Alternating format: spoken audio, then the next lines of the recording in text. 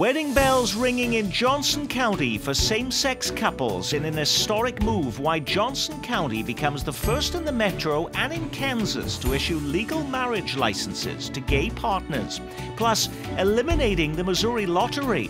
Roberts almonds square off, but are we learning anything new? And could Royals hoopla be responsible for cutting crime in Kansas City? Welcome everyone, I'm Nick Haynes. Those stories and much more coming up on your program that takes you beyond the headlines, making news in Kansas City, connecting the dots on the big stories of the week from the pitch reporter Steve Vockrodt, from 41 Action News Garrett Hake, Kansas City Star political reporter Dave Helling, and Star nationally syndicated columnist Mary Sanchez. We begin this week in Johnson County, where a judge is making big news as he grants marriage licenses to same-sex couples. This is anyone, so we're ready. It's tough to grow up in Kansas and love the state, but feel like you're being treated like a second-class citizen. So yeah, it'll be great. Judge Kevin Moriarty issues the licenses at the Johnson County Courthouse just 48 hours after the U.S. Supreme Court let stand lower court rulings from 5 states that found same-sex marriage bans unconstitutional. One of them was Utah, which is in the same federal appeals court circuit as Kansas. Remarkably, in nearby Lawrence, known for being more progressive and liberal, judges have refused to provide marriage licenses to same-sex couples, just as they have refused to do so in every other county in the state of Kansas. So why in Johnson County is this happening then, Garrett? Well, the narrow definition is this is one judge who may be getting out a little bit over his skis, but they did have a petition come in the day after the Supreme Court ruling. And the judge looked at the law here, and it's a very confusing space. There is no workable guidance at this point if you are a county court judge at this point. The state law has essentially been invalidated, but it is still on the books. The feds have said we're not going to intervene, and lacking any other direction, he took what seemed to be the legally prudent step to move forward. Governor Sam Brownback calls up and talks about activist judges, Mary Sanchez, but even other judges in Johnson County are not willing to grant marriage licenses. So doesn't he have a point? I wouldn't say quite so much. He does to a certain extent, in that this will certainly play out further legally. The supremacy clause of the federal is very intact, and I think Moriarty wanted to just do something for those clerks who he knew might be inundated. They had, what, 42 people come forward and ask for licenses, or 42 licenses requested by early Thursday. And so he needed to put that person in a place. So what do you do with those requests? He was a little bit leaping forward, but this is going to move forward. I mean, look at the nation. This is kind of what I wrote for today's paper. 19 states have already legalized this. You've got like 13 more where it's somewhat up in the air. You know, the freight train has taken off. This is the way that it's heading. And if they want to use this as a political point and fight it a little bit further, sure, they're going to have to do that. But the Supreme Court essentially ruled by not taking up those cases. What has been the response to the state thus far to this, Dave Helling? Well, some silence. Derek Schmidt, the Attorney General, and the governor both said they would defend the state prohibition of same-sex marriage. They said they would go to court if necessary. But it was certainly, you know, we were at the news conference when they talked about that on Tuesday. You certainly didn't get the sense that they were anxious to litigate this immediately, primarily for political reasons. Now, we should point out, but there's a governor's race going on. Right. You'd think that the governor would be really now trying to make hay out of this. You would think that. But the reality is that I think politicians in both parties, and one of the reasons, by the way, that this is roaring through the courts, Nick, is that I think politicians in both parties are coming to understand that, particularly among younger voters, a ban on same-sex marriage is a loser. And let's not talk about that in Kansas, for example, the economy, the tax cuts are a much bigger issue for some voters, most voters, than same-sex marriage. Now, let's point out one thing. Kevin Moriarty is a Democrat. He's a Democrat on the bench. If he were a Republican and banning same-sex marriage, I think we'd make a point of his affiliation, so we should point it out here. There may be some political motives in all of this discussion, but by and large, again, you get the sense that candidates in both parties would just assume this go away. Yeah, it is notable. We have two big elections going on in the state of Kansas right now, in which social issues have been almost non-existent. I mean, no one has shown any appetite to touch this or any of the other sort of traditional third-rail social issues. And it's particularly surprising, at least to me, that the conservative candidates aren't using this in some way to try to rally the base. And maybe it does show that changing time, because if you're Pat Roberts in particular, you really only need to win if you get your people out. And no one's touched this yet. Steve. It's also interesting to note that Missouri took a bit of a hit on its similar ban when a Johnson County judge last week, recently at least, ruled that the state at least had to recognize marriages, same-sex marriages that took place outside of the state. So here in a part of the country it's considered quite religious, as Mary said, the train is leaving the station on this issue. And Koster's not going to fight that Jackson Right. County decision either. Well, so that right there tells you once again, and granted, Democrat, but you know, it's like this is the way that the nation is heading, and it's a, you know, What if dicey. you are a Missouri resident? Can you just slip over now into Johnson County and get a marriage license, Garrett? That's my understanding. Johnson County, I don't think, has a residency requirement, so I do think that's possible. And this is another reason why it's essentially a judge making a decision for the whole state, because you can still, in the same way that a couple could drive to Iowa and have this done, the question of whether it will be recognized is still to come. But you know, you look at that Utah law that was part of this bigger decision that the Supreme Court decided not to touch, that had been overturned. The language is almost the exact same as the Kansas law. It's another extremely conservative state where they've said, we're not going to fight this anymore. I mean, they've seen there's no further way to pursue this.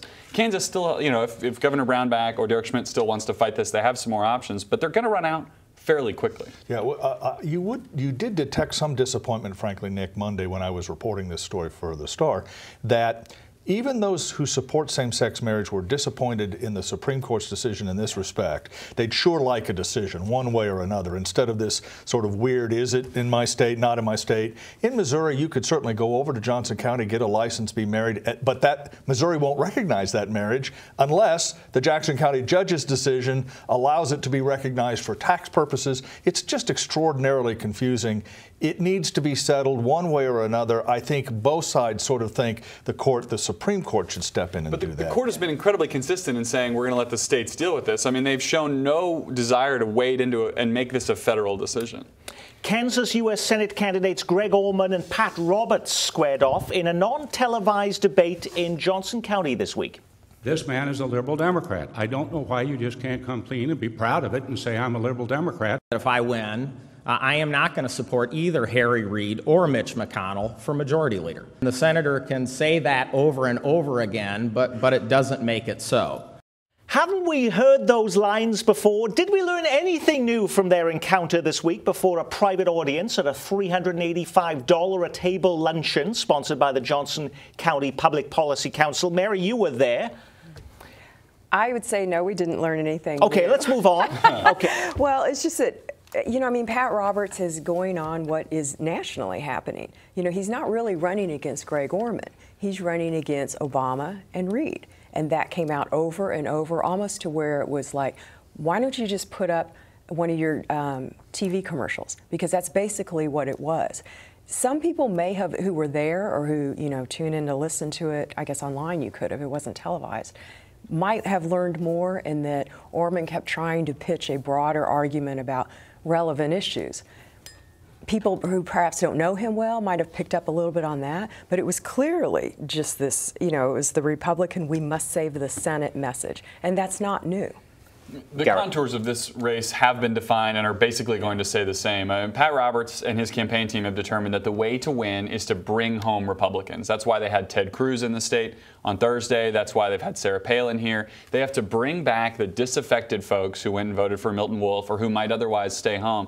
And that's their path to victory. And the best way to do that, they've determined, is to make this a national race against Harry Reid and a Democratic And that Senate. seems to be working because Pat Roberts in polls this week is showing that he's actually ahead of Greg Orman. Isn't that the case? The polls right now are a choose-your-own-adventure. Okay. You can have a poll that shows Greg Orman 10 points up, like the NBC poll did on Sunday, or you can have Pat Roberts 6 points up, like the Fox News poll did a few days ago. I think the question here is, how they determine, and not to get too wonky, but the likely voter part of this. Trying to figure out who's going to vote in a midterm is always hard. And when it's an independent candidate against a Republican and kind of who's the base of which party, who's going to come out, I don't think anybody knows what the actual voter pool is going to look like. Can you be less wonky for us then, Steve? Well, one thing the polls are also showing is there's a pretty decent chunk of undecided voters out there, so that's going to swing those margins one way or the other. The thing I have to question with Roberts' approach, bringing people like Ted Cruz and Sarah Palin, he's struggling to maintain his support among traditional Republicans. And bringing folks like Palin and Cruz to stump for him, I don't know if that's going to really reverse that tide. But certainly Greg Orman can't bring any of these people in because he doesn't want to be seen to be part of the Democratic establishment or the Republican establishment as an independent. Who does he bring in? Well, he's talked a little bit about Angus King, another independent senator, after the debate this week. There is some third-party money coming in the race, Nick. You should watch for that. There will be advertising on both sides from secret donors, other third-party, outside independent expenditures. I think Greg Orman's biggest challenge in the last 3 weeks is to further introduce himself to voters. If this race is anybody but Roberts, then I think Greg Orman is the favorite. But increasingly, you get the sense that some voters are saying, okay, who is this Greg Orman candidate? What do we know about him? 1 in 4 voters in one recent poll had never heard of the guy, or at least not enough to cast their ballot. So he does have a bit of a challenge in the last 3 weeks to fully introduce himself to at least those voters who want to know a little bit more about the opponent. If it's anybody but Roberts, he'll win in November. We head over to the other side of state line now, where former Kansas City Councilman Dan Coffran has decided not to challenge Kansas City Mayor Sly James. After all, in a statement to reporters, Coffran concluded that unseating an incumbent mayor is a difficult and major undertaking, even when he argues that mayor is significantly out of step with taxpayer priorities. Coffran's announcement came on the same day that transit activist Clay Chastain announced that he would mount a campaign against James. Now, it's one thing for Chastain to launch a petition drive while he is living in Virginia. Is there a residency requirement to be mayor? Yes. Okay, there is. Yes, you have to live in Kansas City for at least 5 years, and you have to live in Kansas City for the 2 years immediately before Election Day, which means you have to live in Kansas City from April 20, in this race, April 2013 to April 2015 when the election comes. Residency, though, as we all know, is a very, very, very slippery subject. And so defining where Clay Chastain lives may become a legal issue at some point. We'll see what the courts decide. But if you're the Sly James campaign, why not let Chastain on the ballot, let him suck up sort of opposition votes from perhaps a more serious opposition candidate should someone else emerge? Having someone else to divide the anti-Sly James vote might be a perfectly acceptable option for James's campaign. They might not choose to fight that battle at all. Are there other names that are surfacing in the race for Kansas City mayor, which is not actually taking place, though, until next spring? Not any that I'm hearing that are that serious. There are a couple, but Coffran was the most widely rumored. Of course, he thought about it, but it's going to be a pretty big challenge to mount a successful campaign against Sly James. He's had some missteps, and he's taken some positions that haven't been terribly popular with the public. However, I think there's a feeling that in Kansas City, people generally feel better about being in Kansas City than they did, say, 6 years ago. 4 years ago. And that's gonna help Sly James considerably. There are a number of people who watch City Hall closely who are dissatisfied, but the general feeling of people that I sense is that things are okay in Kansas City. The mayor may even be taking credit for how well the Royals are doing. Which that's a little ridiculous. Yes. But one of the things, though, that just to spin off more of what Stu was saying is that James, even for the critics, I mean, one of the reasons that Coffran has come back into the public eye is that James didn't squash some of the dissent. I mean, when you talk about like the airport issue, light rail, all this, it wasn't like he came down with a heavy hand out of City Hall. And just letting people vent and voice, that kind of helps you in the long run. He could have played that differently. Now, he's still going to end up getting what he wants, but, you know, I mean, that's a big point. As far as the Royals, well, you know, I mean, we all want them to win. I don't know that it long-term can really lower your crime rate. Okay, well, let's talk about that, because this week the Royals continued to dominate the headlines, clipping the wings of the Angels as they earned the right to take on Baltimore this weekend in the American League Championship Series. But could the Kansas City Royals be the key to crime prevention in Kansas City. The KCPD says during the wild-card game, calls for service were lower than the 4 Tuesdays prior to the 12-inning epic. And Sunday, as the Royals swept the Angels, Kansas City police took to Twitter to thank the Royals for making the city happier and safer. Now, Garrett, this was a story getting some national attention this week, but is there any quantifiable evidence, as I put my teeth back in, that the crime rate has actually gone down? Not much, but I think we can probably all agree at this table the best possible outcome here is more data. So we're going to need more Royals games, preferably in prime time, preferably for another several weeks, so we can get enough data here to really take a closer look at this. Yeah, we do know that theft will increase over the next couple of weeks by baseball players stealing bases. By Jared Dyson, maybe even Billy Butler. Right, from Billy Butler as well. First-time offender. But there, we talked a little bit about, you don't want to get too precious about this, Nick, but there is a sense that succeeding sports franchises in a community can actually boost the morale or the self-esteem of a city. And Kansas City's last great sort of explosion of development was the 60s, late 60s, early 70s, the Truman Sports Complex, Kemper, in part because of the success of the Chiefs and to a degree the Royals as well. So Sly James isn't getting an opponent because of the Royals, but if you're Dan Coffrin and you're looking at a race and the community's feeling good about itself and the baseball team is doing well, I think that raises the bar just slightly for his decision and maybe for anyone else who would oppose Sly James. And this week, the mayor even changing the name of Baltimore Avenue here in Kansas City to Royals Avenue as a result of what's been happening, Steve. Right, just a temporary change, but kind of an amusing decision nonetheless. Doesn't show up on the GPS on my phone, though. Okay, well, let's hope there are no fires or anything this week, and people need to find where Baltimore Avenue is. At a time when states always seem desperate to find any money they can, why is the state of Missouri looking to eliminate a source of money that brings in more than $250 million a year to help support your children and your grandchildren's education? Well, the incoming Speaker of the Missouri House, John Deal, wants to do just that. And that source of money is the state lottery. Yep, he wants to eliminate it. No more scratch-off tickets or number games. He says it's a dishonest way to fund public education. Why, Mary?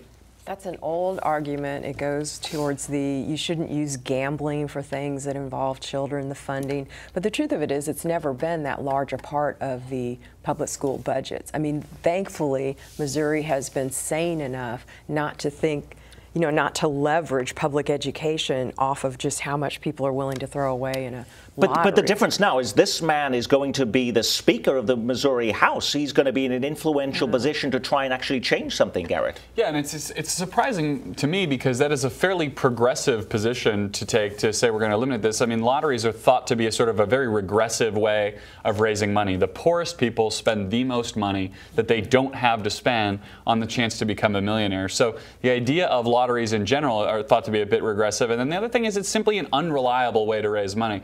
And you can't count on specific revenues year after year, but it remains popular, I think, in part because it's a way for lawmakers to say, we've added this money to the education budget and we didn't raise your taxes. Deal says that less than 25% of the money that actually goes into the state lottery actually goes to education. Why is that, though? Where is all the other money going? Well, some of it goes for administration and paying out prizes and other expenses of the lottery operation. But there is some concern, even some Democrats are worried, well, maybe this isn't structured right. What I find fascinating is that there's no effort at the same time, at least no apparent effort, to end riverboat casinos in the state of Missouri, which are also a source of revenue to the state and a source of revenue for education. If the Speaker to-be thinks that gambling is a bad way to raise that money, perhaps he'd like to raise the stakes, to coin a phrase, and go after the boats as well. Yeah, but I'm sure he knows that the casino operators are very influential. Yes, it's a much harder road. And frankly, if you get rid of the lottery, more money for the boats. People might go gamble at the boats rather than spend their money on lottery tickets. So perhaps that's a subtext of what's going on. Well, and that's where you hear about the problems that people have with gambling. It's going to the boats and really losing the mortgage for the month. that kind of thing, not just a couple scratch-off tickets. But just because the Speaker of the House wants to do this, it would still have to go before voters. Could you imagine voters going for that? And don't people love their scratch-off tickets, Garrett? A few months ago, I would have said no, but when you look at the primary ballot where we had, I think it was Amendment 8 to create this new lottery to fund veterans issues, that was defeated fairly convincingly. I think it was 9 or 10 points. I think it was a double-digit defeat, which to me says there might be an appetite for shutting this down. Next on Week in Review, we head to Ferguson, Missouri. We have to vote. We have to make a change, period. After all the outrage, rioting and violence in Ferguson, Missouri, and claims by protesters that they would rise up and oust the almost all-white council and police chief in upcoming elections, guess how many new residents registered to vote? 128, that's it. Much touted reports that the shooting death of Michael Brown would greatly increase voter registration were overblown. We're on the eve of the voter registration deadline. What's the reaction, Mary, to those numbers? I think there was some disappointment, but to be fair, the people that were doing that hard work of trying to register voters, they weren't pushing those numbers. Those numbers came out of the, I can't remember the exact name of it, but the clerk's office that registers that. And they basically, they figured it out wrong. They looked at the wrong list and put out a wrong number that more than 3,000 people had registered. So everyone got excited. But it wasn't something that the people that were trying to push the registrations first started. It was a mistake that was started in a city office. But you know, it's sad because really, you look at Ferguson is blowing up again. You know, as we speak, they've got more protests planned. There was some ugliness that went on last night. You know, there's been another young man shot and killed. Healing that is going to take a lot. But if people were more engaged, I'm all for sign up everyone who's eligible to vote there. I spoke to a community organizer who spent some time in Ferguson doing some of this registration stuff this morning, who told me two things. He said the first is that they were not geographically picky about this. So he does think you're going to see more North County, St. Louis. You know, folks were coming out, they were sort of aggressively targeting in this push. But the second thing is we collectively might have underestimated the depth of the anger and the frustration at the political system that's been in place here in Ferguson. That the problem here is a huge amount of distrust to convince people that registering to vote and that using their voice in that way would be effective. And I think these numbers underscore that. Steve? Well, I think it also speaks to some of the trouble that I think all of us around this table experience, is that getting people to see the importance of voting and paying attention to local government. I think things like this, people don't make the connection between what happened with Michael Brown and the city council, even though in many ways they're intertwined. It's very difficult to get people to pay attention to city council, especially in smaller suburban type settings like Ferguson. As City Hall this week delays yet again a decision on the fate of Kemper Arena, now it seems almost every major corporate leader is putting the pressure on the council to demolish Kemper and replace it with a smaller facility, nixing a rival plan to turn it into a youth sports complex. This week, the mayor and council members received a signed letter from 75 business leaders calling for Kemper to be razed, with a who's who of Kansas City inking their name to the missive, with Cerner CEO Neil Patterson also saying at a recent business meeting, "We can take the American Royal elsewhere." Is this the final nail in Kemper's coffin, Steve? No, I don't think so. I think this is going to still. Have you read all those names? I mean, it seems to be everybody. Well, yeah, I've read all those names, and I've been working the last couple days when I have some downtime to try and plot out where some of these folks live, and I'm not finding a lot of Kansas City, Missouri names. And why that I feel like that's important is because this is a project that's going to command a significant amount of subsidy from the city if they go with the plan that the American Royal supports. And I see a lot of these signatures of people living in Fairway, people living in Leawood, people living in Mission Hills, trying to dictate how Kansas City, Missouri spends its money. And that's an ongoing issue with civics in this city. It'd be very helpful if the names that are inking those letters would sign checks, would write checks. I think if they could raise the money privately for this project, it would have a much better chance of succeeding. You don't see a lot of that yet. The threat to take the American Royal somewhere else may backfire as well, because it isn't as if this community seems as invested in that entire process as they may have at one time. So, you know, I'm not sure the council is really excited about being sort of threatened in that way, that may have not been the best tactic to going forward. Even saying that we can move the American Royal elsewhere. It doesn't have to be in Kansas City. We can take it someplace else. Well, I still think the cautionary tale here is Houston and the Astrodome. You know, when they built a new arena in Houston and everybody moved, the Astrodome became a tombstone.